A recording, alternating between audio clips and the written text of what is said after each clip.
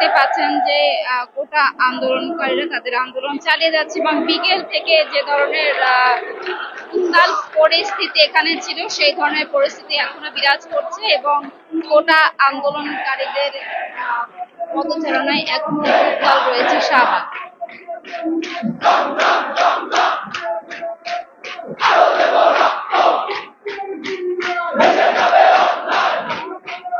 আজ দুপুরের পর থেকে আসলে বৃষ্টি ছিল, বেশ ভালোই বৃষ্টি হয়েছিল এবং এই বৃষ্টির কারণে আসলে আন্দোলনকারীরা একটু বাধার সম্মুখীন হয়েছিল এবং এর পরপরই আসলে বিকেল 4টা 4:30টার দিকে আসলে তারা এখানে জড়ো হতে থাকে এবং তাদের যে আন্দোলন সেই আন্দোলনে তারা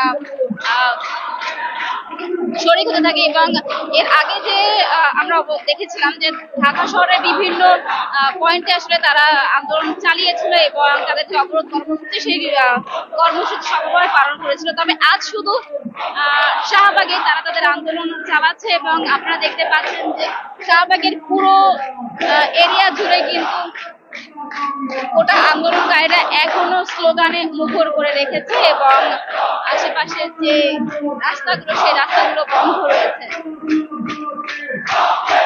দর্শক, এর আগে আমরা আপনাদের যেমনটা দেখেছিলাম যে গোটা আন্দোলনকারীরা তাদের যে শান্তিপূর্ণ আন্দোলন সেই আন্দোলনে চালাচ্ছে, পুলিশ তাদের কিন্তু কোনো বাধা প্রদান করেনি এবং আজ আসলে তারা পুলিশের বাধার সম্মুখীন হয়েছিল এবং পুলিশের তরফ থেকে মাইকিং করে বলা হয়েছিল যে গোটা আন্দোলনকারীরা শাহবাগে যাদের জড়ো হয় এবং আশেপাশের যারা ছড়িয়ে ছিটিয়ে থাকবে তাদেরকে দুষ্কৃতিকারী হিসেবেই চিহ্নিত করা হবে। এরপর পরে আসলে গোটা আন্দোলনকারীরা পুলিশের বাধা সেই বাধার উপেক্ষা করে গোটা আন্দোলন চালাতে থাকে এবং গোটা আন্দোলনকারীদের তোপের মুখে পুলিশ আসলে ঘটে যেতে বাধ্য হয়।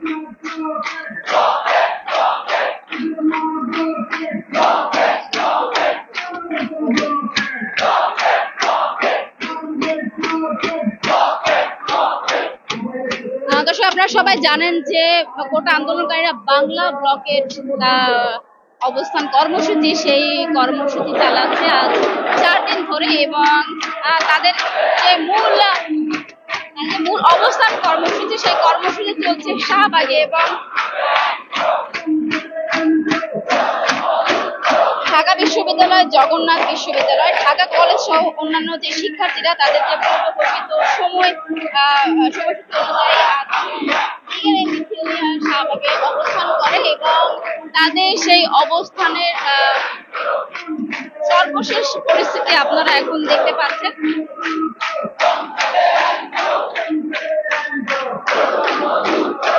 আজকে যে গোটা আন্দোলন সেই আন্দোলনে শুরু হওয়ার আগে আসলে পুলিশ তাদের যে সতর্ক অবস্থান সেই সতর্ক অবস্থান বজায় রাখে। শাহবাগ মোড়ে আগে থেকে আসলে পুলিশ ব্যারিকেড দিয়ে বাধার সৃষ্টি করে রাখে, কিন্তু পুলিশের ব্যারিকেড ভেঙে শাহবাগ মোড় থেকে বিএসএমএম গেট এবং মেট্রো রেলের সিঁড়ির সামনে অবস্থানে আন্দোলনকারীরা তাদের অবস্থানের কারণে এক পর্যায়ে পিছু হটে পুলিশ এবং আস্তে আস্তে সরাতে হয়েছে পুলিশের সাঁজোয়া যান এবং জল কামান এসব নিয়ে আসলে আগে ভাগে আজ পুলিশ উপস্থিত ছিল এবং ডিএমপির তরফ থেকেও কিন্তু সতর্ক বার্তা জারি করা হয়েছিল এবং বলা হয়েছিল যে গোটা আন্দোলনকারীদের যে বাধার কথা সেই বাধার ব্যাপারে কিন্তু তারা ইঙ্গিত দিয়েছিল এবং সেটারই আসলে প্রতিফলন দেখা গিয়েছিল পুলিশের আচরণে।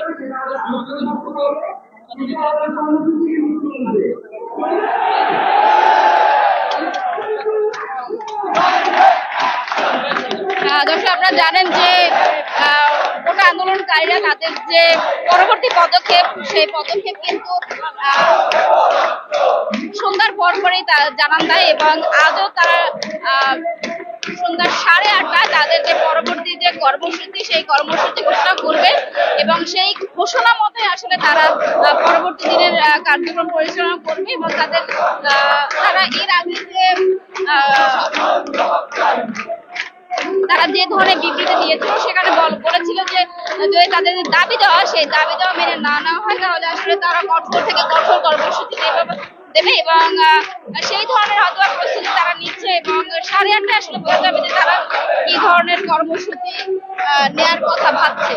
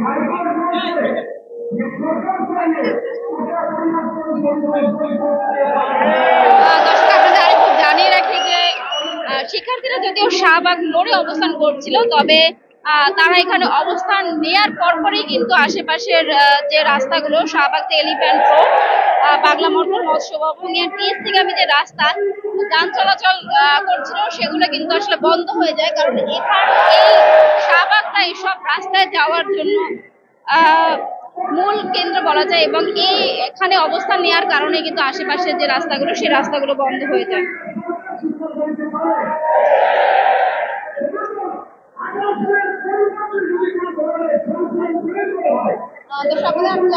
শিক্ষার্থীদের যে আন্দোলন, সেই আন্দোলনকে কেন্দ্র করে কিন্তু আইন শৃঙ্খলা রক্ষাকারী বাহিনী তাদের যে সতর্ক অবস্থান, সেই অবস্থান জারি রেখেছিল, এবং এই সতর্ক তাদের আন্দোলনকারীরা তাদের অবস্থান এখানে সবাই আসার আগেই আসলে পুলিশ তাদের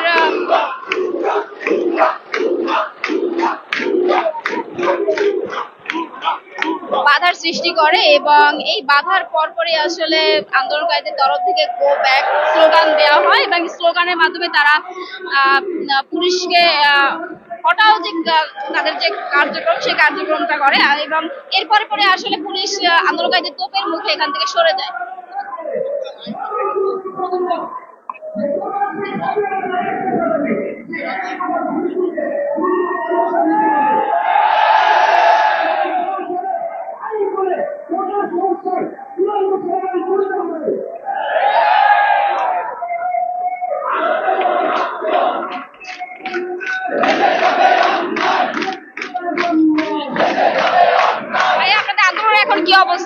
আমাদের আন্দোলন এখন আমরা সুস্পষ্টভাবে এক দফা যে দিয়েছিলাম, সরকার সেটা বারবার বলতেছিল যে হাইকোর্টের বিষয়টা হাইকোর্ট দেখবে, কিন্তু আমরা বারবার স্পষ্ট করেছিলাম যে এটা হচ্ছে আমাদের নির্বাহী বিভাগের কাছে দাবি। তারা এই রাষ্ট্রে যত ধরনের বৈষম্যমূলক কোটা আছে 1 থেকে 20তম গ্রেডে, সেইটা বাদ দিয়ে একটা যৌক্তিক সংস্কার করতে হবে। যৌক্তিক সংস্কার করে সেইটা একটা কমিশন গঠন করে সংসদের মাধ্যমে পাশ করাতে হবে।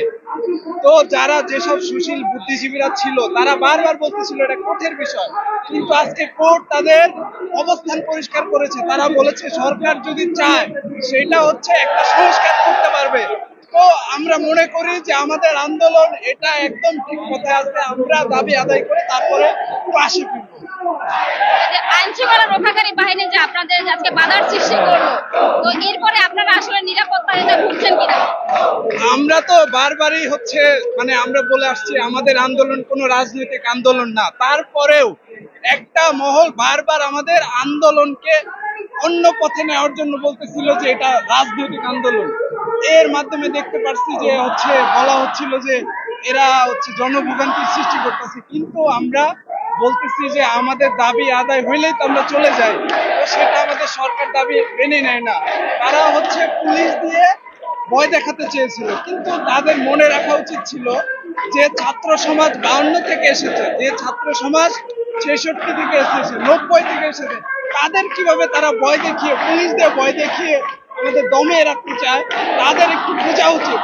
আমরা এইসব পুলিশ ভয় পাই না।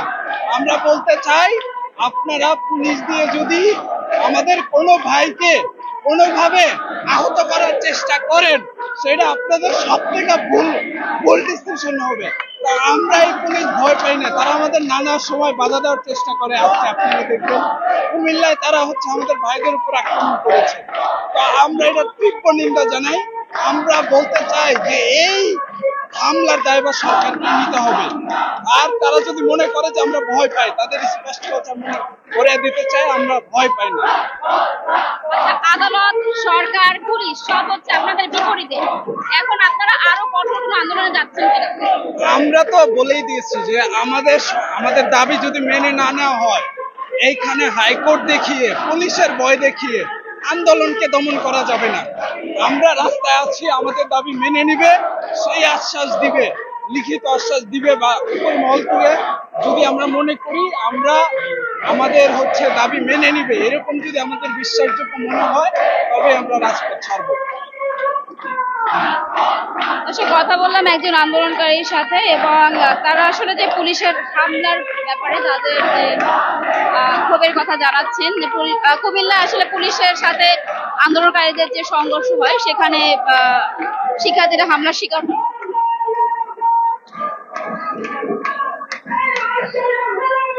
দর্শক, এই ছিল